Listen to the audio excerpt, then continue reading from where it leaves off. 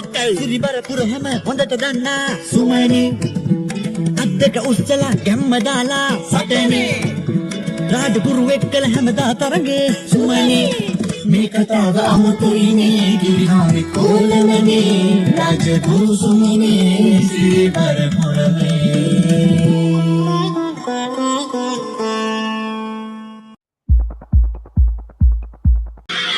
අනේ ඉතින් ලොකු වැරද්දක් තමයි මගේ අතින් උනේ. ඒත් ඔච්චර ඩෝන් ගන්න එපා. තාම කියවන්නත් වෙනවද? ඒ හටි දෙකක් තිබුණ පළියට ඔක්කොම කනවද? මගේ එකයිනේ කන්න කිව්වේ. එහෙමයි. මට පොඩි වෙලාවක් දෙන්නකෝ මම මේ වෙච්ච හැමදේම පැහැදිලි කරන්න. මං ඉතින් දෙකම කන්න හිතුවේ නෑ. ඉතින් ඉතින් මොනවද කියනවද කොල්ලෝ? අනේ මෑණියනි අක්කේ නැන්ද පොන්චාම වසේර විතරේ පැහැදිලිව කියන්න.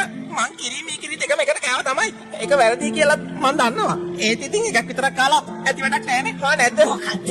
මෑණියන්ට කියන්න මං එතන තමයි තිය බරගණන් වල ඉඳලා කැමැත්තෙන් හිටිය කවිලින කෙනෙක් වෙන්නේ. ඒත් ඉතින් එහෙම වෙලා අතින් සතේ නැතුව මං මාක් කරන්නද? සල්ලි නැතුව කරන්න දෙයක් නෑ දෙයියා. හැබැයි ඉතින් කොහොම හරි මං පොහොසත් කෙනෙක් වුණොත් දෙයියනේ කියලා මට යහතින් ජීවත් වෙන්න තිබුණා. පොඩක් එක තේරුම් ගන්න නේද හොඳ? අනේ මම වදින්නේ. ඔබට වදින ලැස්ති වෙන්න එපා. ඔයිට වඩා හොඳ සෙල්ලම් මම දැකලා තියෙනවා. හරි දැන් ගෙදර යන්න. මොනවා කියන්නේ? ඒ ප්‍රශ්නෙත් ඉවරයි. මං දැනගත්තා ඉතින්. ඔයාට මාව දැක්කම අනුකම්පායි තුන නේද? අද හරි යනවා. එනවා මෙතන තියවන්න. හරි. දැන් ඉතින් හටි දෙකම කාලා ඉවරයිනේ. ඒ නිසා තමුන්ට බුද්ධිය ලැබෙනවා. ධනයක් ලැබෙනවා. හැබැයි මේ කරපුවේට තමුන්ට කවදේ වෙන්නයි වෙන්නේ. එහෙම දෙයක්ත් වෙන්න පුළුවන්. තමුන්ගේ ඔය ශක්තිය දැකලා තමුන්ට ඉරිසියාකාරය වැඩි වෙයි. මගෙන් වගේ ඒගොල්ලන්ගෙන් බේරෙන්න ලේසි වෙන්නේ නෑ. ඒක තමයි ලැබෙන දඬුවම. අනේ මං ඔයාට බය නෑ. ඕනේ කිනායි කියමයි. සමාව වෙන්න ඕනේ මම මේ වෙලාවේ ආවට.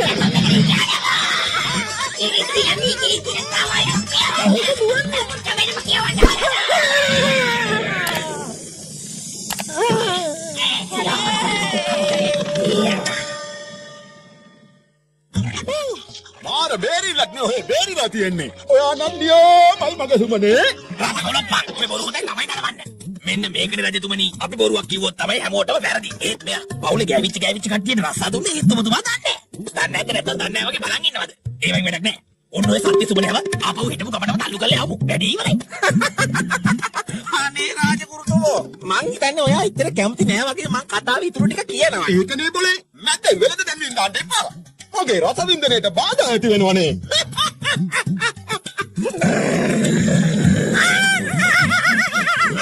ඔහේ කියාගෙන යනවයි. හරි ඕන්න ඉතින් මං දෙයියනේ කියලා සිරිබරපුරට ආවා. ආවට පස්සේ තමයි මට කල්පනා වුණේ මෙහෙම ඇවිදලා ඉඳලා වැඩක් නෑ කියලා. ඕම හරි ඉතින් මට රාජසභාවට වගේ පැන ගන්න තිබුණා නම්.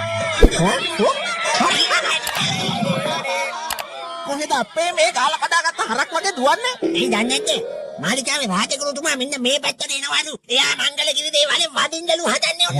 රාජගුරු වෙනවා? අහල් පාර දිගේ එන්න කොලොක්කා. හරි එනවා. අහල් පාර දිගේ එන්න කොලොක්කා.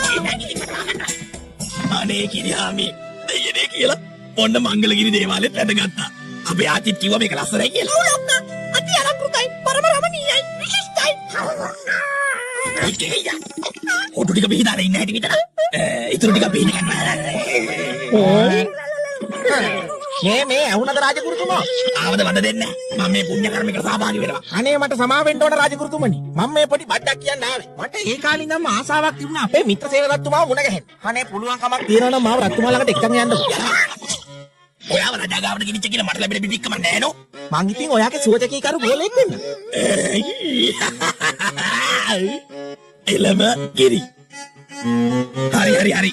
මම දැන් වතුරට බහිනවා නාගන්න කියලා. ඔයා මගේ මෙන්න මේ තුවා කෑල්ලයි තව මේ මගේ වැඩකාරයවයි. චක් ගෝලයා. අරන් ඉන්න ඕනේ. අනේ ඔයා නම් ඉතින් දෙයියෙක් නෙවෙයි දේවාලයක්.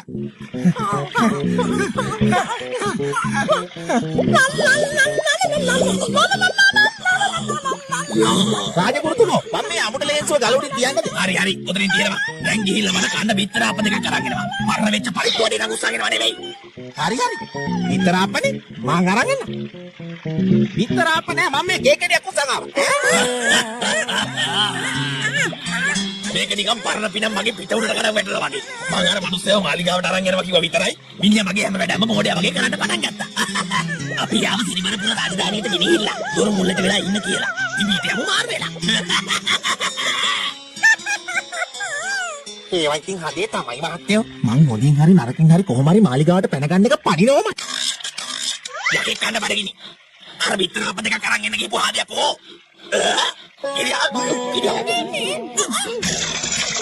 ගිරියාවි මගේ අමුඩ ලේසෝ කොහෙද? තිබ්බේ මේ ගලේ. ඒ උනාට නෑනේ මොලේ. හම්බුනානේ මලේ.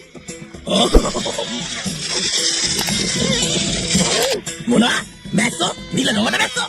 ඒ කිරියෝ කොමගේ ඇතුල් ටික අතනේ තිබ්බේ. අනිකට විලි වහ ගන්න රෙද්දක්වත් නැති උනා. ඔව් ලැජ්ජයි. ඔයාගේ අමුඩ ලේන්සෝ මංගාව තියෙනවා රාජගුරු. මං ඒක ඔයාට දෙන්නම්. හැබැයි එක කොන්දේසියක් මත. නැක්කක් කියන්න නැතුව ඔයා මාව රජතුමා ගාවට එක්කගෙන යන්න ඕන. ඔයාගේ කරේ තියාගෙන. මං හිතන්නේ ඒක තමයි හොඳම විදිහ.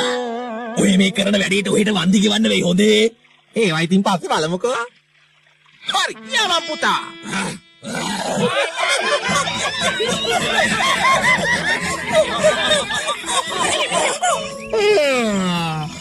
මේවා තමයි දවස්.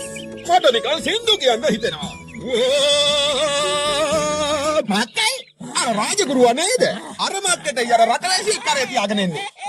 සබලුනි!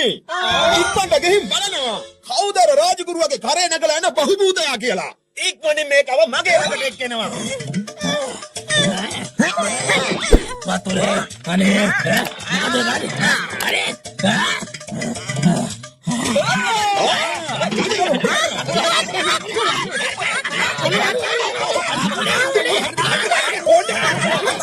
අනේ රාජගුරු.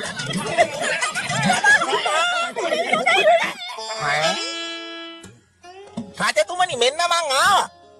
ඔහේ මගේ රාජගුරු නෙවෙයි. එතකොට ඔහේ කවුද? මම තමයි සුමනේ. සත්‍ය සුමනේ. එතකොට මගේ රාජගුරුවකෝ. ඊට පස්සේ ඉතින් මම මොනා කරන්නද?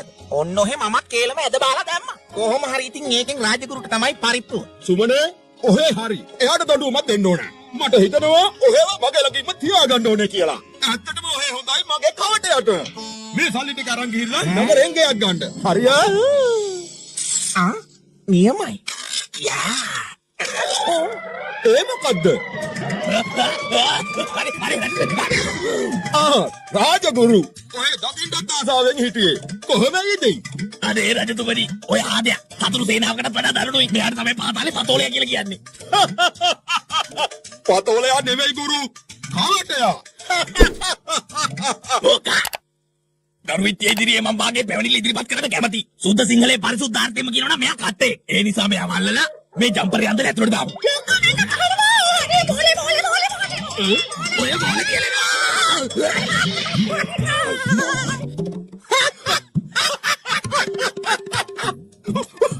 ඔය කතාව හරියට ඊයේ පෙරේද වුණා වාගේ. කොච්චර සතුටක් දැනෙනවද ඔය අපේ රාජසභාවට එක් වෙච්ච එක ගැන. නැද්ද රාජගුරු? අනේ ඉතින් මම ඔය එකක සුඛිරි බතින් ළඟම ගණන් ගන්න නැහැ නේ. මේ සත්‍ය සුමන මුළු රාජධානියටයි රාජසභාවටයි කොඩි විනයක් කියන එක කාටවත් තේරෙන්නේ නැත්තේ යන්නේ යන්නේ. කොඩි විනයක් හෝ යල් පැනපු අදහස් නේ මල්ලි. ඔහෙට තියෙන කොඩි විනය ඔහගේ මෙන්න මේ බඩගෙඩිය. හරිය?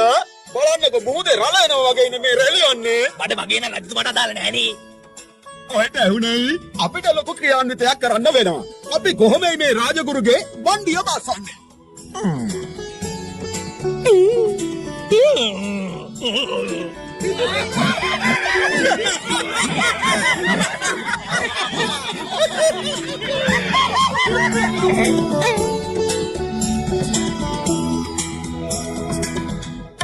අදට ඉවරයි හොඳේ.